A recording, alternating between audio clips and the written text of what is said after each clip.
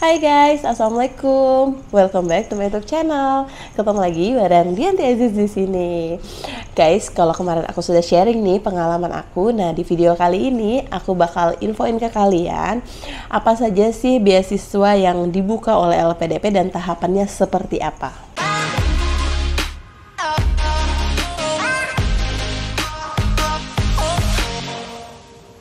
Nah, untuk LPDP sendiri banyak banget guys beasiswanya itu. Salah satunya yang aku ikutin kemarin. Dan kalian bisa langsung cek ya di Google, ketik lpdp.kemenkeu.go.id. Di sana sebenarnya semua informasi udah lengkap guys. Tapi aku bakal sharing sedikit ke kalian apa saja sih beasiswa yang dibuka oleh LPDP dan bagaimana proses seleksinya.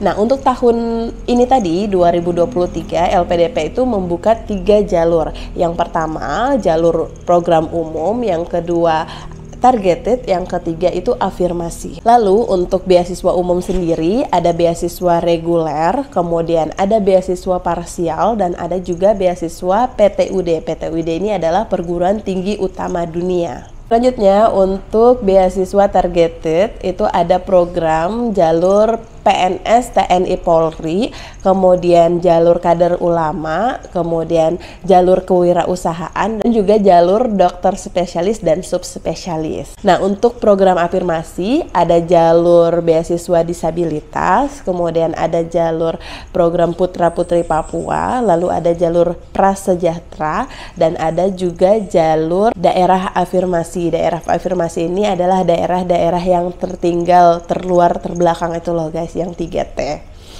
Nah, untuk mendapatkan informasi kalian bisa masuk lewat mana, kalian bisa cek nih, misal kalau misalnya dari daerah afirmasi, kalian harus ngecek nih di websitenya LPDP daerah mana saja sih yang termasuk dalam daerah afirmasi ini. Jadi sudah ada daftarnya tuh guys. Nah, untuk prasejahtera ini bisa dikategorikan untuk yang kurang mampu, karena nanti di persyaratannya itu ada melampirkan screenshot atau bukti bahwa dalam keluarga kita itu ada penerima bantuan dari Kemensos gitu. Nah, kemarin aku daftarnya di jalur reguler, so aku akan bahas mengenai jalur reguler saja. Untuk kalian semua yang kira-kira akan masuk di jalur-jalur yang sudah aku sebutkan di awal tadi, kalian bisa langsung cek websitenya LPDP untuk mengetahui berkas apa saja yang dibutuhkan untuk mendaftar dari jalur pilihan kalian masing-masing.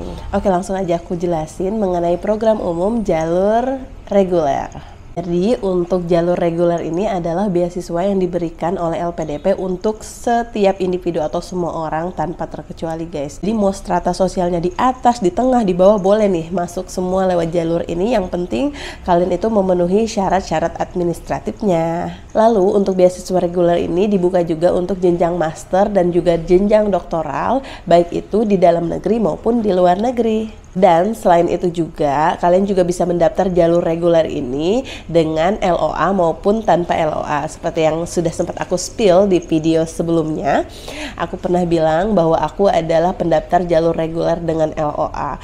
Dan LOA itu adalah letter of acceptance, di mana itu adalah surat keterangan bahwa kita diterima di salah satu universitas tujuan kita. Dengan LOA tersebut kita sudah bisa skip salah satu tahapan dari tes untuk seleksi beasiswa LPDP ini. Nah, kalau kita belum ada LOA gimana nih? Bisa, kalian masih bisa tetap mendaftar beasiswa LPDP ini dengan jalur non-LOA.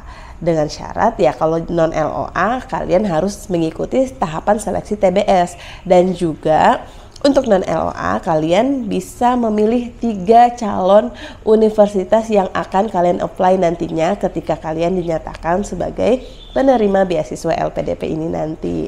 Nah, kalau untuk jalur LOA kan nggak bisa pilih ya. Namanya kita udah ada LOA, misalnya aku udah ada LOA dari UGM, ya udah waktu mendaftar aku hanya akan memasukkan tujuan universitasnya adalah Universitas Gadjah Mada. Nah, sementara kalau yang non-LOA kalian bisa pilih nih. Seperti aku waktu tahap 1, waktu aku gagal di TBS tahap 1, itu aku mendaftar jalur reguler non-LOA. Dan aku memilih 3 universitas, yaitu Universitas Gadjah Mada, kemudian Universitas Pajajaran, dan juga Institut Teknologi Bandung atau ITB. Jadi boleh pilih 3 itu guys. Dan kemarin kalau misalnya aku dinyatakan lulus di tahap 1, dan aku bisa mencari LOA ke 3 universitas tersebut, seperti itu.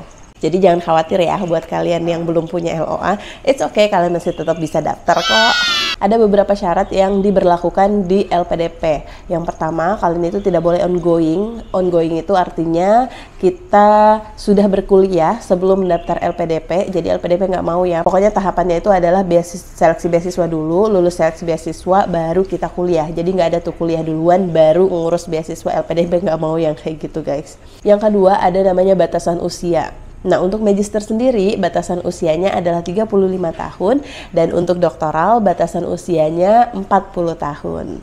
Lalu, jika kalian punya LOA, kalian bisa mendaftar melalui jalur LOA dengan melampirkan LOA kalian, atau kalau tidak punya juga nggak masalah. Selanjutnya, kalian juga harus berkomitmen untuk bekerja di Indonesia. Kalau misalnya di luar negeri, kalian harus berkomitmen untuk kembali ke Indonesia, berkontribusi untuk Indonesia. Kalau yang untuk kuliah di dalam negeri, ya kalian minimal ada masa mengabdinya itu 2N+1. 2N+1 itu adalah N-nya adalah masa kuliah. Jadi misalnya nih, aku magister ya, aku kuliah 2 tahun, berarti nanti aku harus mengabdi di Indonesia itu 5 tahun. Selanjutnya, perkuliahan yang kita pilih itu adalah harus perkuliahan reguler. Jadi nggak boleh nih kelas jauh, kelas kerja, kelas yang online, itu nggak boleh. Jadi kita harus reguler, datang, duduk, ngampus, kuliah, dan lain sebagainya. Seperti aktivitas perkuliahan pada umumnya.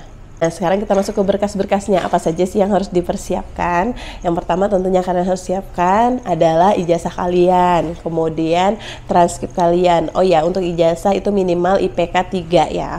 Terus transkrip kalian. Lalu kalian juga harus menyiapkan yang namanya surat rekomendasi. Nah, surat rekomendasi ini kalian bisa dapatkan dari mungkin dosen kalian waktu kuliah dulu, atau bisa jadi dari atasan tempat kalian kerja saat ini, atau bisa dari tokoh masyarakat yang mengenal banget kalian dan mengetahui bahwa memang kalian itu bisa dan sanggup dan sudah siap untuk melanjutkan studi. Kalau aku kemarin, aku minta rekomendasinya itu dari dosen pembimbing aku waktu aku skripsi S1 kemarin guys. Selanjutnya ada persyaratan TOEFL bahasa Inggris ya. Nah, ini yang perlu kalian preparation banget sih ya. Kalian harus siapkan banget. Aku juga kemarin les-les gitu, belajar-belajar gitu untuk persiapan TOEFL, karena TOEFL yang diminta untuk dalam negeri itu minimal TOEFL ITP. Nah, kalau untuk luar negeri itu harus IBT atau IELTS. Dan untuk ITP sendiri, karena aku pendaftar jalur reguler dalam negeri, itu minimal syarat TOEFL-nya itu minimal nilainya 500 guys. Dan itu TOEFL ITP yang dikeluarkan resmi oleh lembaga yang terdaftar ya, seperti ETS. Dan yang paling penting terakhir untuk administrasi adalah kalian harus membuat esai. Nah, esai itu isinya apa aja sih? Nanti aku akan kasih tahu kalian di video berikutnya ya. Mungkin tips-tips membuat esai, apa saja yang perlu masuk di dalam esai, berisikan apa sih. Yang jelas untuk syarat administrasi, kalian bakal diminta esai.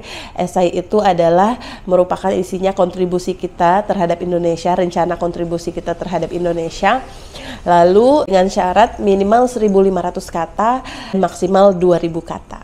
Dan nanti kalian juga bakal diminta mengisi surat pernyataan yang formnya nanti udah disiapkan dari LPDP. Kalian bisa print, ditandatanganin, dan nanti diupload kembali. Serta kalau kalian mempunyai publikasi jurnal ilmiah, kalian bisa gunakan jurnal tersebut untuk mendaftar seleksi LPDP ini. Nah, itu tadi yang harus kita persiapkan untuk menghadapi seleksi administrasi.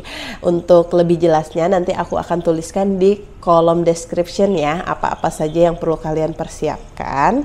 So, buat kalian semua yang mau mencoba berjuang di tahun depan, di 2024, jangan lupa di awal tahun itu pasti ada penerimaan tahap 1.